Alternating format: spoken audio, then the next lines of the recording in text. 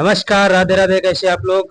आज हम स्टार्ट करेंगे प्लांट फिजियोलॉजी के सब्जेक्ट को। ठीक है, इसके पहले हमने क्या सीड टेक्नोलॉजी को कंप्लीट कर लिया था। आज हम पढ़ेंगे प्लांट फिजियोलॉजी, हिंदी में इसे बोलते हैं पादप कारिकी। ठीक है, इसके बारे में कुछ हमारे इंपॉर्टेंट पॉइंट है, सबसे पहले उनको देख लेते हैं। सबसे पहले बात करते हैं विकासवाद का सिद्धांत। विकासवाद का सिद्धांत इंग्लिश में इसे कहते हैं थ्योरी ऑफ इवोल्यूशन। किसने दिया था? चार्ल्स डार्विन ने दिया था। किसने दिया था? चार्ल्स डार्विन ने दिया था। फोटो शोषण क्या होता है, मतलब फोटो रिस्पिरेशन जो होता है ये क्या होता है? ये ऊर्जा खर्च करने वाली प्रक्रिया होती है। ठीक है, मतलब जो एनर्जी स्पेंडिंग प्रोसेस होता है कौन सी है? फोटो रिस्पायरेशन है। ठीक है, या फोटो शोषण कहते हैं। ठीक है, अगला है द्रव्यमान प्रवाह, इंग्लिश में इसे मास फ्लो कहते हैं। इससे प्रभावित कौन होता है? वाष्पोत्सर्जन। ठीक है, मतलब जब वाष्पोत्सर्जन होता है तो उसमें जो मास फ्लो होता है, ठीक है, जिसके द्वारा जो न्यूट्रिएंट होते हैं सॉइल के, वो क्या होते हैं? प्लांट में आते हैं। तो वाष्पोत्सर्जन द्वारा कौन प्रभावित होता है? Mass flow. अगला है पॉइंट, वसा का शर्करा में रूपांतरण क्या कहलाता है? ग्लाइकोलिसिस में होता है। ठीक है, मतलब जो फैट होता है वो किस फॉर्म में आ जाता है? शुगर में आ जाता है। ये किस में होता है? ग्लाइसोसोम्स में होता है। ठीक है, अगला बात करते हैं प्रकाश श्वसन या फोटो रिस्पायरेशन किसमें संपन्न होता है? क्लोरोप्लास्ट में होता है। ठीक है, प्रकाश संश्लेषण एक ऑक्सीकरण और अपचयन या ऑक्सीडेशन और रिडक्शन प्रक्रिया है। कैसी ऑक्सीडेशन रिडक्शन प्रक्रिया? कौन सी? फोटोसिंथेसिस। अगला बात करते हैं, अगला पॉइंट जो हमारा है, फोटो सिस्टम सेकंड किसमें अनुपस्थित होता है? C4 प्लांट में। वसा का कार्बोहाइड्रेट में रूपांतरण क्या कहलाता है? ग्लाइकोक्सिलेट चक्र में होता है। ठीक है, मतलब वसा का अगर हम बात करते हैं, अगर फैट का, अभी मैंने आपको तो फैट का किसमें? शुगर में हो जाता है, तो किसमें होता है? ग्लाइसोसोम्स में होता है। अगर फैट का किसमें हो जाता है? कार्बोहाइड्रेट में होता है, वो किसमें होता है? ग्लाई ऑक्सीलेट में होता है। किसमें होता है? ग्लाई ऑक्सीलेट में। ठीक है, उसमें किसमें? ग्लाइसोसोम्स में होता है। अगला बात करते हैं इंडोल एसिटिक एसिड का पूर्वगामी या इसका प्रिकर्सर क्या होता है? ट्रिप्टोफेन होता है। क्या होता है? ट्रिप्टोफेन होता है। पादप शरीर क्रिया विज्ञान के जनक किसे माना जाता है? स्टीफन हेल्स को। ठीक है, मतलब प्लांट फिजियोलॉजी का जो फादर है किसे माना जाता है? स्टीफन हेल्स को माना जाता है। अगला है कोबाल्ट किसके घटक के रूप में उपस्थित रहता है? विटामिन B12 के। सहिष्णुता का कानून, लॉ ऑफ टॉलरेंस किसने दिया था? सेल्फोर्ड द्वारा दिया गया था। किसके द्वारा? सेल्फोर्ड द्वारा।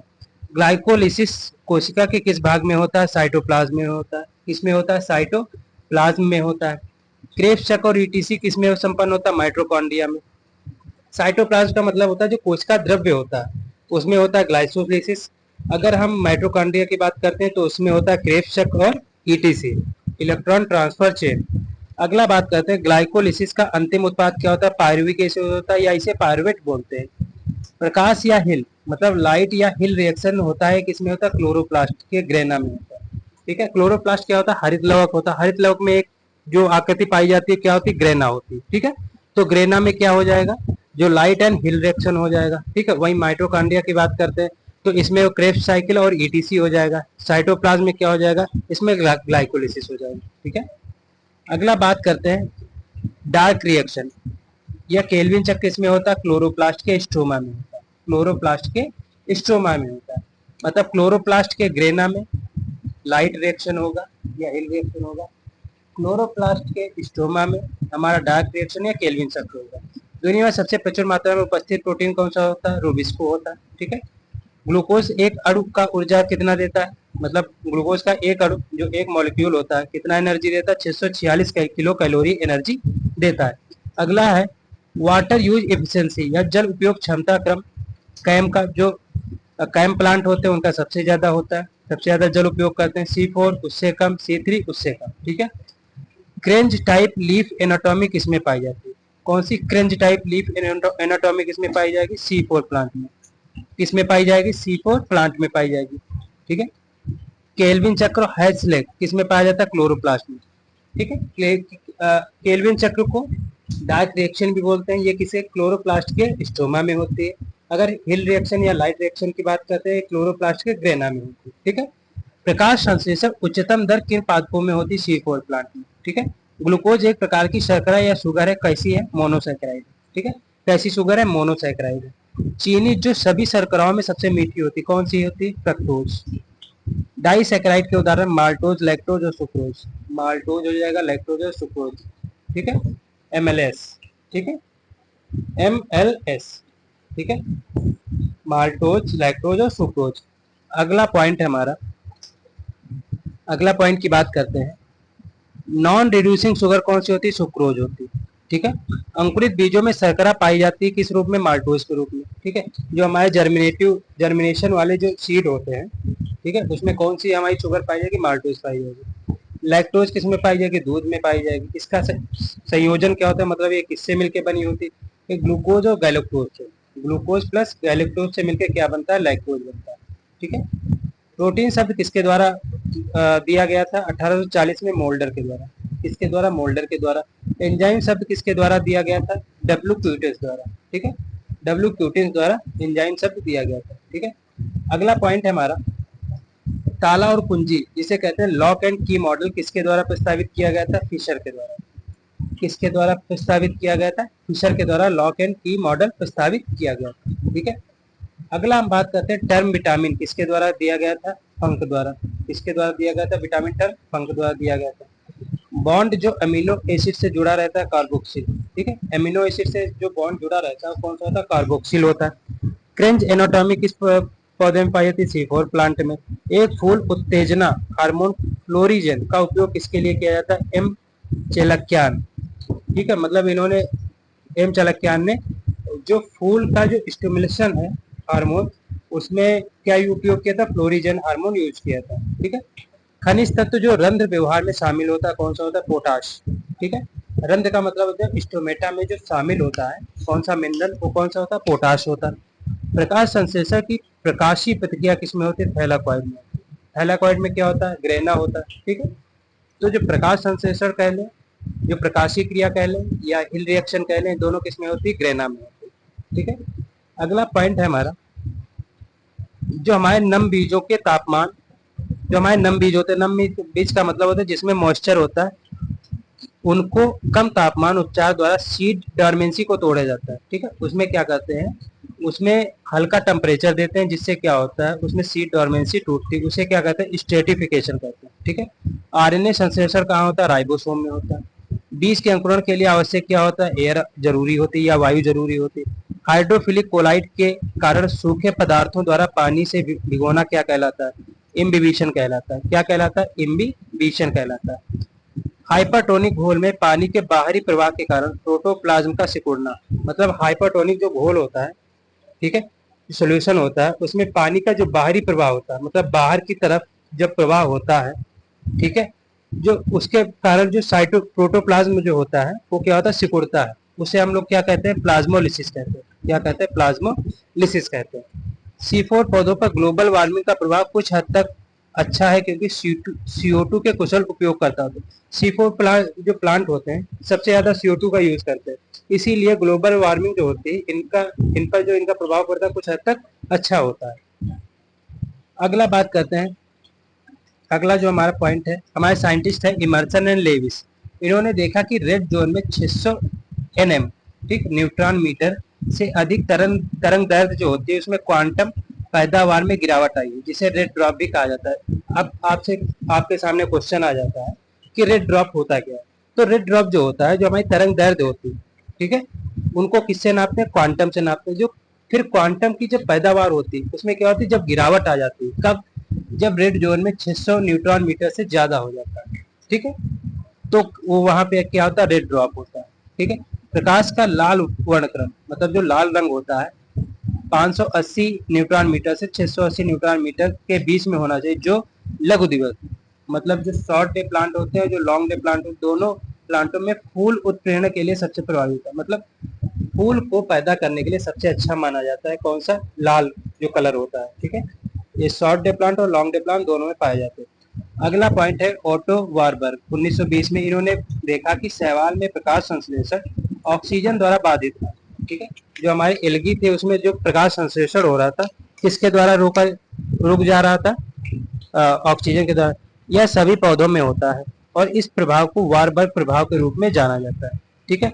प्रकाश की तीव्रता जिस पर CO2 का प्रकाश संश्लेषण में सेवन श्वसन CO2 उत्पादन के बराबर होता है।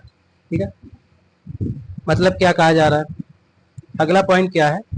जो प्रकाश की तीव्रता होती है, ठीक है, मतलब जो उसकी चलने की क्षमता होती है या स्पीड होती है, जिस पर कार्बन डाइऑक्साइड का प्रकाश संश्लेषक में सेवन, मतलब जो प्रकाश संश्लेषण होता है उसमें क्या होता है, जो यूज होता है कार्बन डाइऑक्साइड श्वसन में CO2 द्वारा उत्पादन के बराबर होता है। ठीक है, मतलब अगर कार्बन फोटोसिंथेसिस हो रहा है तो जितना कार्बन डाइऑक्साइड यूज हो रहा है उसके एवरेज पे, ठीक है, उसके एवरेज पे जो हमारा रिस्पायरेशन हो रहा है उसमें जितना कार्बन डाइऑक्साइड उत्पादित हो रहा है, ठीक है, जितना यूज हो रहा है उतना ही क्या हो रहा है, प्रोडक्शन हो रहा है। यह क्षतिपूर्ति बिंदु या कंपनसेशन पॉइंट कहलाता है, इसलिए इसमें शुद्ध प्रकाश संश्लेषण शून्य होता है। ठीक है, मतलब जितना उत्पादित होता है उतना ही कंज्यूम हो जाता है। एक विशिष्ट कम तापमान की आवश्यकता को पूरा करने के लिए एक पौधे की कली या अंकुर को ठंडा उपचार के लिए रूप में जाना जाता है, जिसे क्या बोलते हैं, वर्नलाइजेशन बोलते हैं। क्या बोलते हैं, वर्नलाइजेशन बोलते हैं। ठीक है, इसमें क्या कहते हैं, इसमें जो हमारी कली होती है,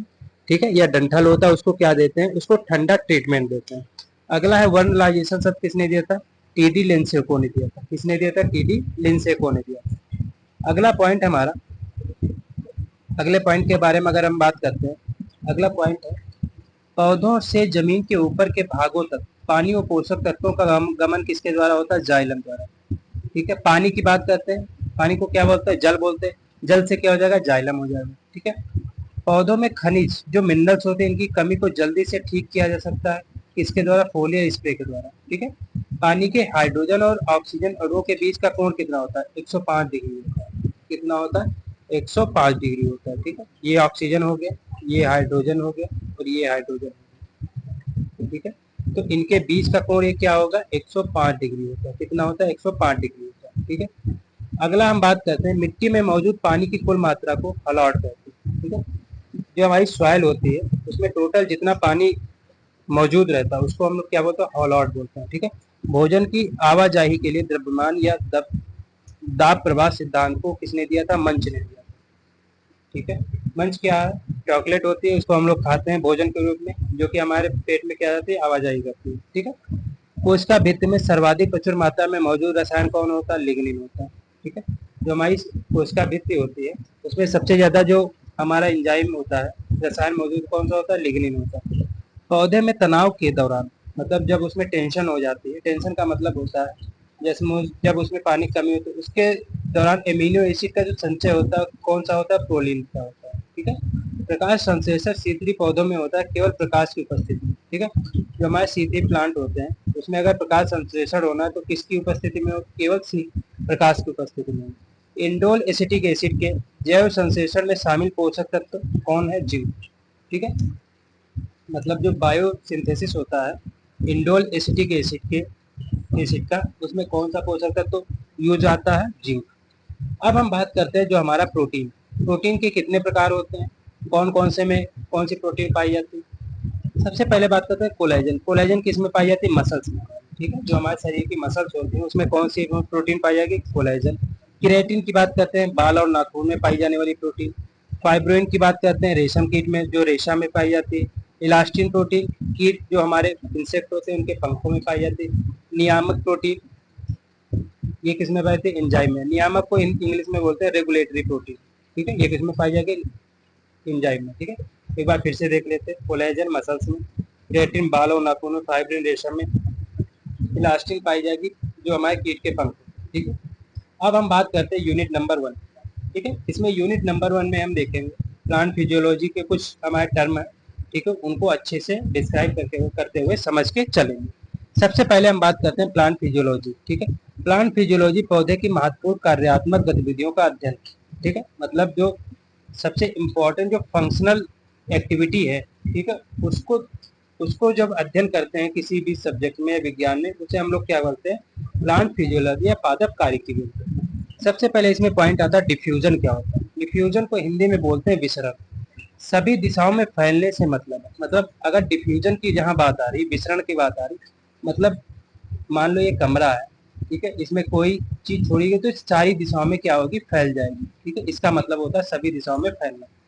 ठीक है, दूसरा पॉइंट डिफ्यूजन में क्या है, उच्च सांद्रता वाले क्षेत्र से गैस, तरल पदार्थों और ठोस पदार्थों के अणुओं की गति कम सांद्रता वाले क्षेत्र तक जब जब तक कि उपलब्ध जगहों में अणुओं के बीच का संतुलन एक समान ना हो जाए, जैसे कमरे में गंध या सेंट अणुओं का प्रसार। अब इसका क्या मतलब, हम लोगों ने परफ्यूम देखा, परफ्यूम की मान लो ये जो हमारी बॉटल होती है, ठीक है, ये जो हमारी बॉटल होती है, मान लो इसमें पूरा परफ्यूम भरा हुआ है, ठीक है, और हमारा रूम जो है ये इतना बड़ा रूम है, ठीक है, हम लोग परफ्यूम डालने जा रहे हैं, ठीक है, मान लो हमने परफ्यूम डाला, तो ये जो इसका क्षेत्र है, इसमें जो परफ्यूम भरी है, इसका जो एरिया है कितना है, बहुत कम एरिया है, और इस कम एरिया में कितनी प्रेशर से ये परफ्यूम भरी हुई है, ठीक है, इस बॉटल में प्रेशर के द्वारा परफ्यूम भरी हुई, तभी तो हम जब इसे दबाते हैं तो एकदम फच से, ठीक है, एकदम प्रेशर से क्या होती है, परफ्यूम बाहर निकलती है, या जो उसमें फोम होता है क्या होता है, बाहर निकलता है, ठीक है।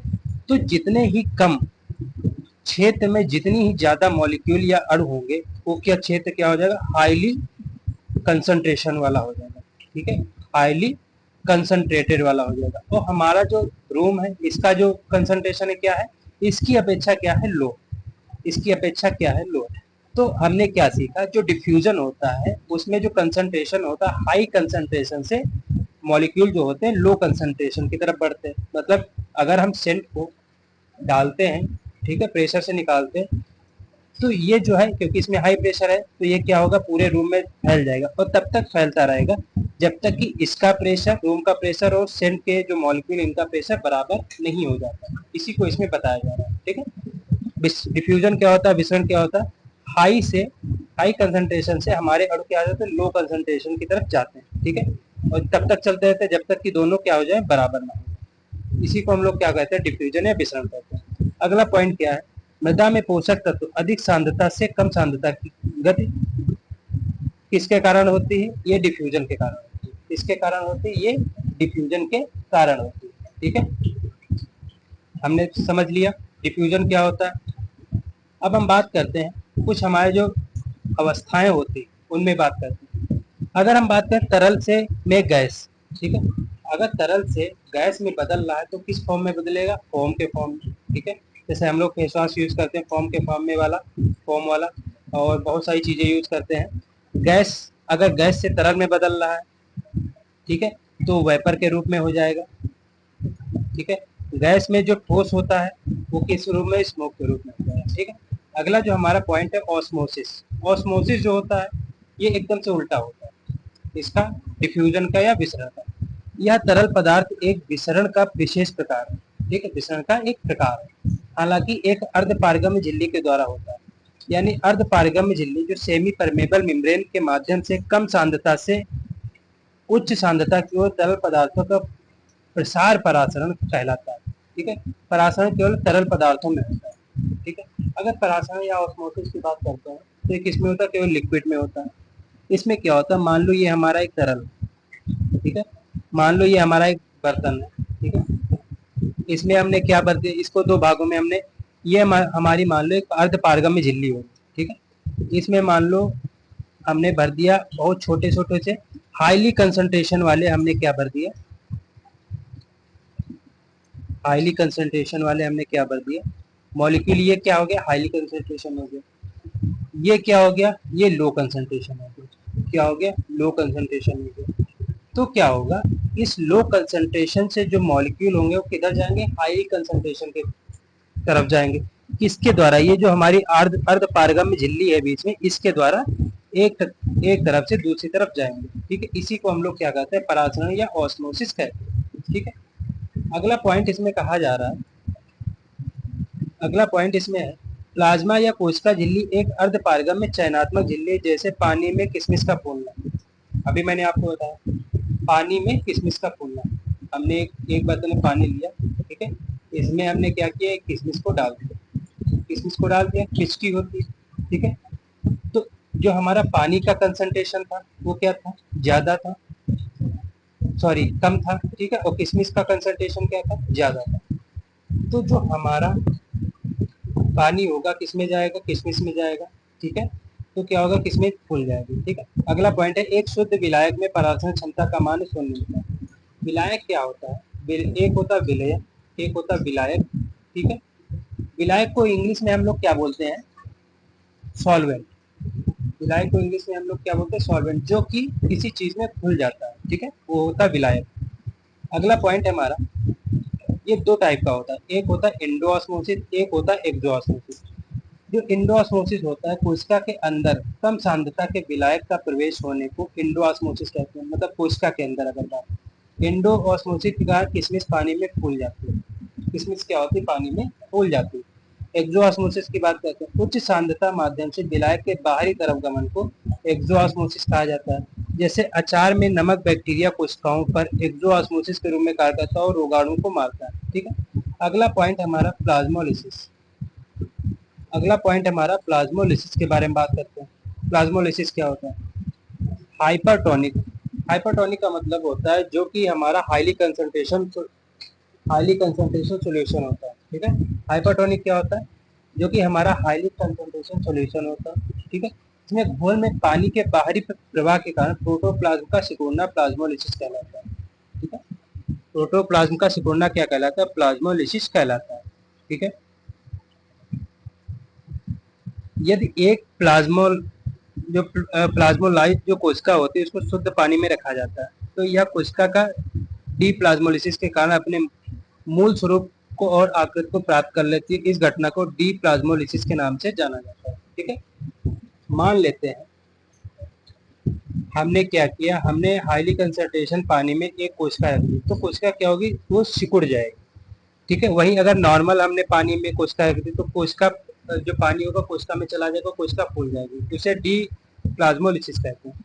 अगला पॉइंट है हमारा, जैसे डी प्लाज्मोलिसिस के कारण मिट्टी में कम नमी में उर्वरक का अत्यधिक उपयोग करने पर पौधे क्या क्या होते हैं, उग जाते हैं। ठीक है, ये किसके कारण होता है?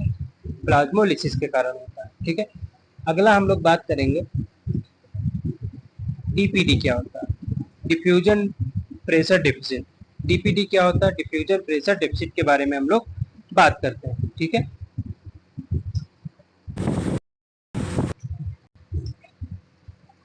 अब हम बात करते हैं विसरण दबाव कमी या डिफ्यूजन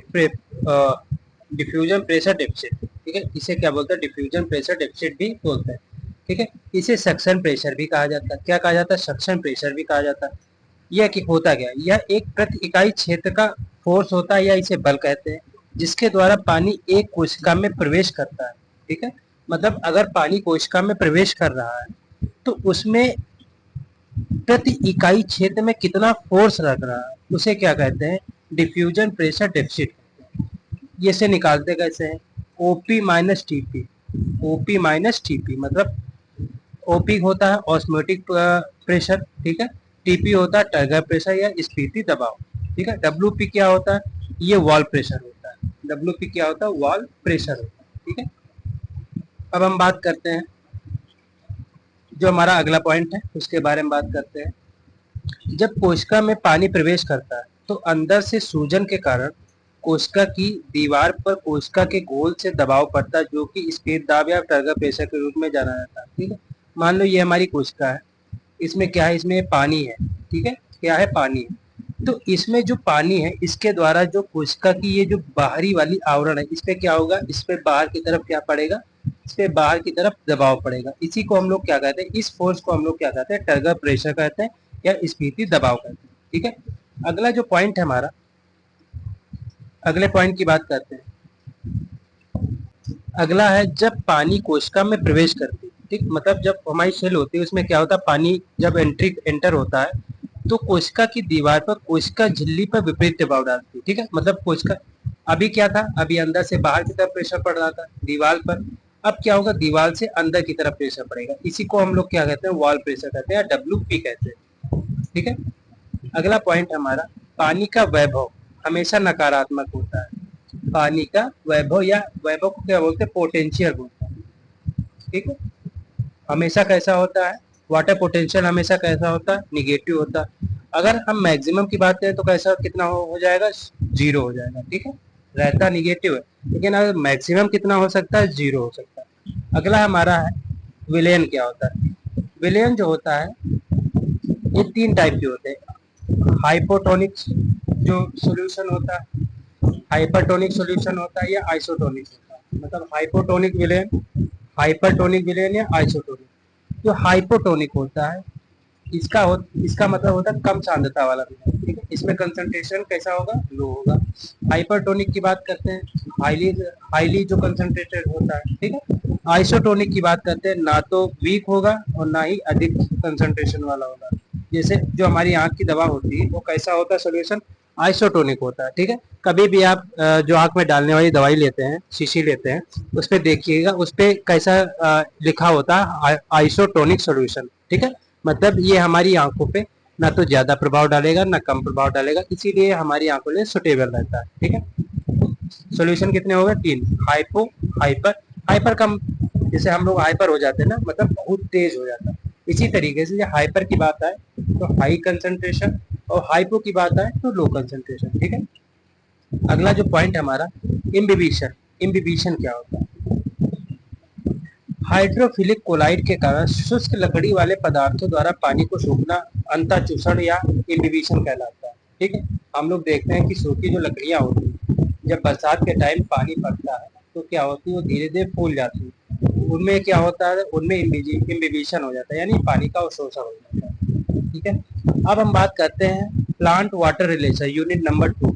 प्लांट वाटर रिलेशन के बारे में हम लोग बात करते हैं। पहला पॉइंट है पौधों द्वारा पानी का अवशोषण।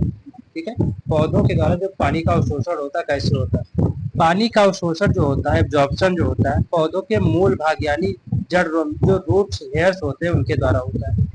जड़ के बाल जीरोफाइट में अधिक विकसित होते हैं। जीरोफाइट का मतलब होता है भाई, जीरोफाइट का मतलब होता है जहाँ शुष्क मैदान या जहाँ मरुस्थल वाले जो एरिया होते हैं, उसे वहाँ पे जो प्लांट होते हैं उन्हें क्या कहते हैं? जीरोफाइट। ठीक है, क्योंकि वो पानी को पाने के लिए उनकी जड़ें क्या होती है? लंबी दूर तक जाती है, क्योंकि पानी वहाँ पे आसानी से उपलब्ध नहीं होता।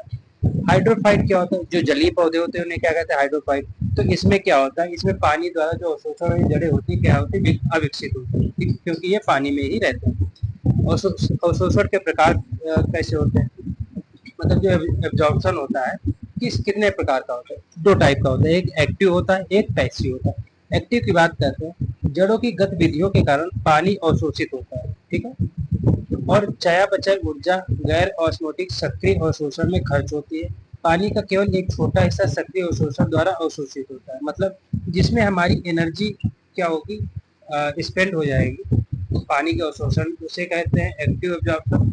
पैसिव किसे कहते हैं? जिसमें वाष्पोत्सर्जन दबाव के कारण निष्क्रिय अवशोषण के पौधों को वायुमंडलीय हिस्से में यानी शूट, शूट का मतलब होता है जो उसका तने वाला भाग होता है, पौधों की पत्तियों मतलब पत्तियों के भाग गतिविधियों द्वारा नियंत्रित किया जाता है। ठीक है, एक्टिव में क्या था? इसमें केवल जड़ों द्वारा नियंत्रित किया जा सकता है, इसमें प्लांट के किसी विभाग से नियंत्रित किया जा सकता है, इसलिए इसमें क्या होती है? ऊर्जा की आवश्यकता नहीं होती। पौधा निष्क्रिय अवशोषण द्वारा अधिकांश पानी को अवशोषित कर लेता है। ठीक है, अगला पॉइंट हमारा एसेंट ऑफ सेल।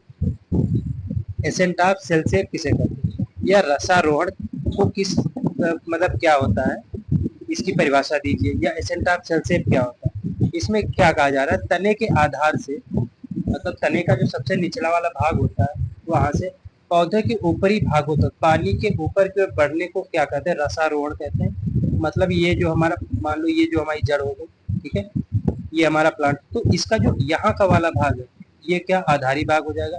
मान लो हमारा प्लांट यहाँ तक है, ठीक है, मान लो हमारा प्लांट यहाँ तक, तो यहाँ तक जो इसका सबसे टॉप वाला भाग होता है, यहाँ तक जो इसका भाग होता है, ठीक है, तो नीचे से जब पानी ऊपर की तरफ जाता है, ठीक है, तो इसी को हम लोग क्या कहते हैं? एसेंट ऑफ सेल शेप कहते हैं या रसारोहण कहते हैं। ठीक है, रसारोहण की क्रिया भी, ठीक है।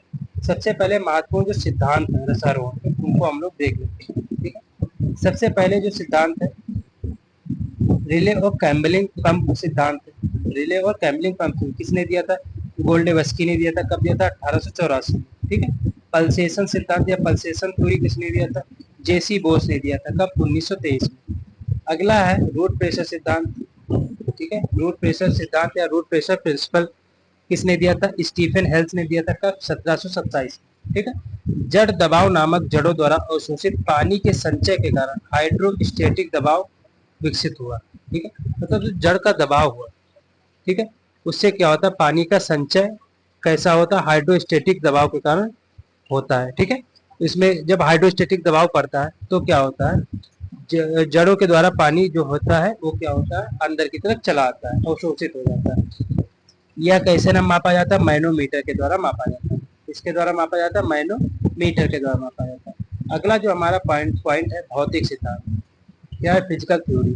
इसमें है पहली कैपिलरी थ्योरी, जिसे किसने दिया था? बोहम ने 1809 में दिया था। इन्होंने कहा कि सतह के तनाव के कारण पानी संकीर्ण ट्यूबों में उठता है। ठीक है, मतलब जो कैपिलरी जो हमारी केशिका होती है जड़ों मिट्टी में, उसमें क्या होता है, दबाव के कारण जो हमारी टेंशन होती है, में क्या होता है, पानी भर जाता है। इसी को हम लोग क्या कहते हैं, कैपिलरी थ्योरी कहते हैं। इम्बिबिशनल सिद्धांत किसने, सेक्स ने दिया था, कब, 1878 में। ठीक है। जाइलम की कोशिका भित्ति की अंतःचूषण गतिविधि रसारोहण के लिए जिम्मेदार होती है। ठीक है। अगला है सामंजस्य और आसंजन, कोहेजन और एडेशन थ्योरी किसने दिया था, कोहेजन और एडेशन किसने दिया था, डिक्सन एंड जॉली ने। कोहेजन एडेशन किसने दिया था, डिक्सन और जॉली ने। यह सिद्धांत सबसे स्वीकृत सिद्धांत माना जाता है। अब यहीं पे हम लोग देख लेते हैं कोहेजन क्या होता है, एडेशन क्या होता है।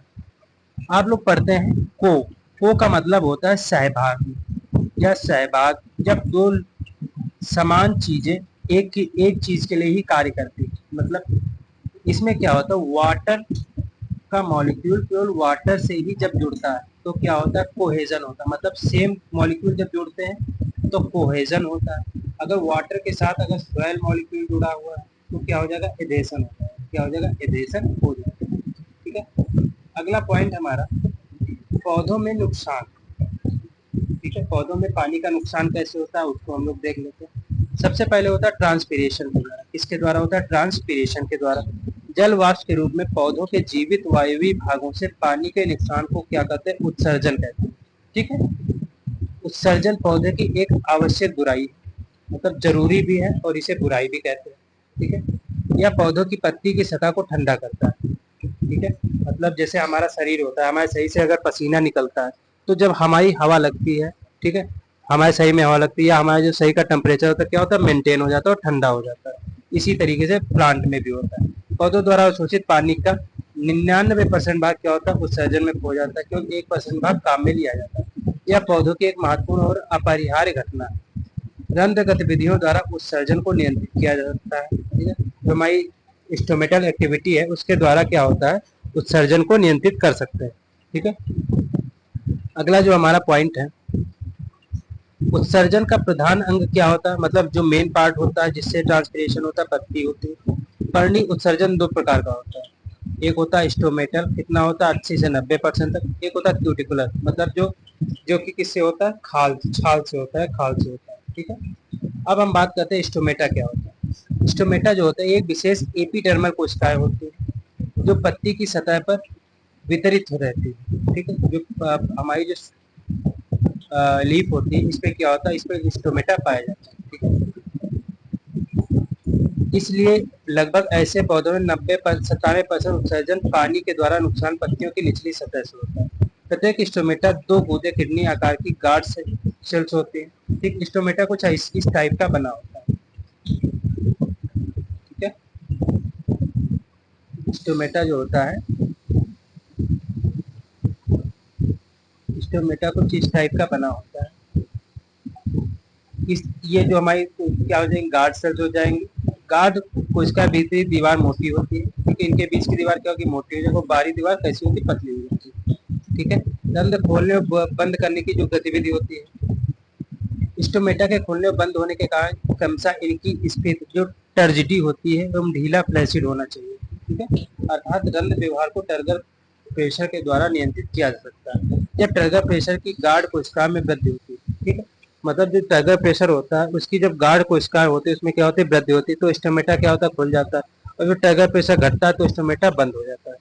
वाष्पोत्सर्जन की दर फोटोमीटर द्वारा नियंत्रित होती है। ठीक है।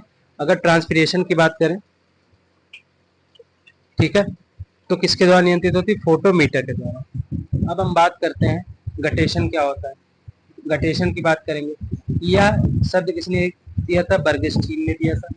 हाइड्रोथोड के माध्यम से नमक और खनिजों के साथ पानी के निकास को गटेशन कहते हैं। हाइड्रोथोड क्या होता है, जो हमारा मान लो एक प्लांट होता है, इसमें छोटे छोटे कहीं कहीं ऐसा लगता है कि बहुत छोटी छोटी कलिकाएं निकल रही है। ठीक है। तो ये क्या होता है, ये जो हमारे इनको क्या कहते हैं, हाइड्रोथोड कहते हैं। इनके द्वारा द्वारा जो पानी हमारा बाहर निकलता है उसे हम लोग क्या कहते हैं, गटेशन के नाम से जाना जाता है। ठीक है। हाइड्रोथोड पत्ती की शिराओं पर युक्तियों में मौजूद एक संरचना होती है। ठीक है। इसे क्या कहते हैं, हाइड्रोथोड। यह मूल दबाव के कारण होता है। यह सामान्य रूप से रात में होता है। गटेशन कब होता है, रात में होता है। ठीक है। अब हम बात करते हैं यूनिट नंबर 3 की, इसमें हम लोग पढ़ेंगे फोटोसिंथेसिस। ठीक है, तो यहाँ तक हमने पढ़ लिया। अब अगली क्लास में हम लोग ये पूरा जो सब्जेक्ट है कंप्लीट कर लेंगे, उसके बाद हम लोग अगली सब्जेक्ट स्टार्ट करेंगे। ठीक है, तो मिलते हैं अगली क्लास में।